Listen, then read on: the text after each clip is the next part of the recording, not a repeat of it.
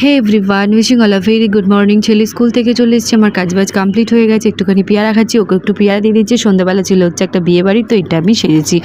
আর দেখতেই পাচ্ছ কার বিয়ে, এই যে আমাদের বাড়ি কাজ করে সাদা শাড়িটা পরে আছে, সে তার দিদির মেয়ের বিয়েতে আমরা গেছিলাম। খুব কাছাকাছি আছে, তো তার জন্য অনেকবার বলেছিল, তাই জন্য গিয়ে যেতে বাধ্য হয়েছি। আর দেখতেই পাচ্ছ এখানে বড় না কোণে বড় মালা বদল হলো আর কি, এইসব হচ্ছে।